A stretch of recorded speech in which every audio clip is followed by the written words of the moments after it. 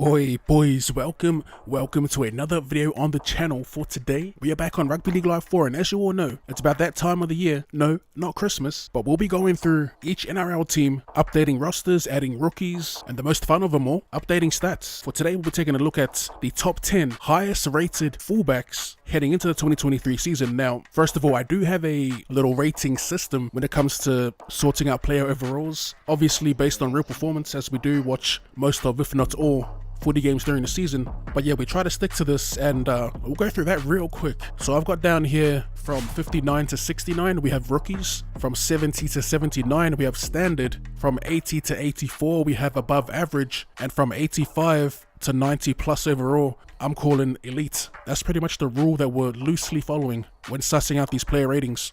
I do try to stick to it, but there will be outliers. Say if, like, for back rowers, the max speed for them I'd cap at like 70, but in the actual game the cap I believe is 80 or maybe just under 80. You'll have players like Sitili Tuponua that would have max sprint speed, or a back rower like Jeremiah Nanai would be close to, if not max as well. So yeah, keep that in mind. But yeah, without further ado, as you can see, we got the top 10 fullbacks here as per my ratings, and at number 1 we have James Tedesco at a 93 overall. I believe he is the highest rated player in the league for me at the moment.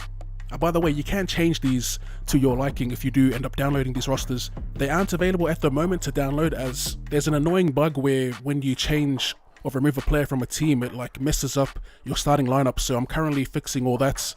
Quite tedious, but I'll end up letting you boys know when they'll be available to download. But yeah, we got James Tedesco here, a 93 overall. Latrell Mitchell, he's at a 90 overall.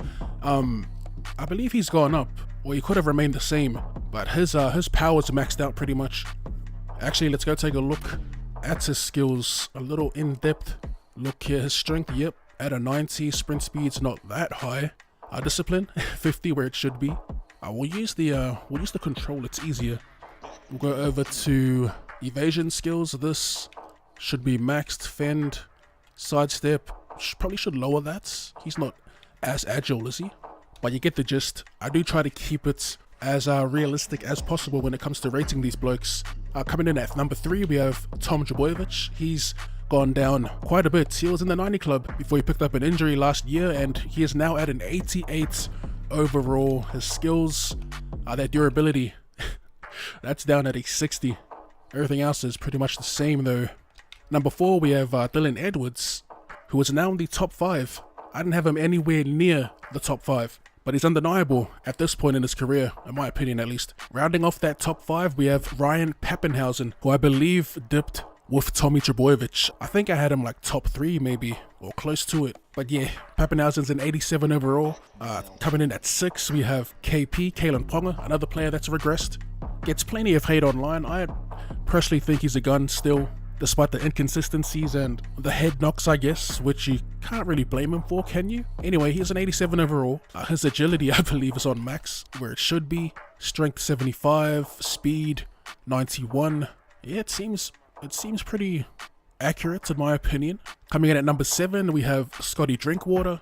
I'll be honest, I don't even think he was in the top 10 prior to the 2022 season, but he is an 86 overall, as is Clint Gutherson at number 7, also on 86. Not sure if he's gone down or up, but I feel like 86 is pretty fair.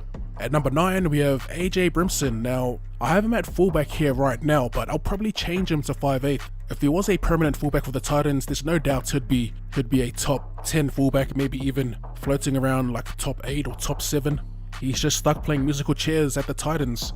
And lastly, at 10, we have Will Kennedy. A low-key gun, doesn't get much recognition, but he's a pretty solid fullback in my opinion. He's also at 85 along with AJ Brimson. Outside of the top 10, we have Dane Laurie. Like I said earlier, from 79 to 84 is what we're calling above average players. So we've got Dane Laurie here at an 83. We have Jaden Campbell at an 80, the low side of above average. As is Reece Walsh. If you think Walsh should be higher, let me know why. I personally don't think so. It'll be interesting to see how he goes this season though, but we've got him at an 80. And on the higher side of standard, we have players like Temaide Martin, Nick Meaney, Chance Nickel Klukster, Xavier Savage, Avarillo, Cody Ramsey. You can see for yourself here. A lot of young guns here. Players like Temaide Martin will probably be shifted to 5'8". I'm assuming he'll be playing in the halves. at the Warriors. That remains to be seen, but yeah, that about wraps up the fullbacks portion of this little series that we're going to start. I'm not sure what I'm going to call it. I do have a question for you though. Who do you think we should take a look at next? Second rowers, the locks, the centers should be interesting as there's plenty of contention for that top 10. Even the wingers should be interesting. There's I think there's only like 190 overall for the wingers. Take a guess at who you think that would be. But yeah, for now we're going to wrap it up there. As always, if you did enjoy that and would like to see more rugby league related content or more content in general, be sure to sub to the channel and don't forget to run and show that like button. Thanks for tuning in, and I'll see you later.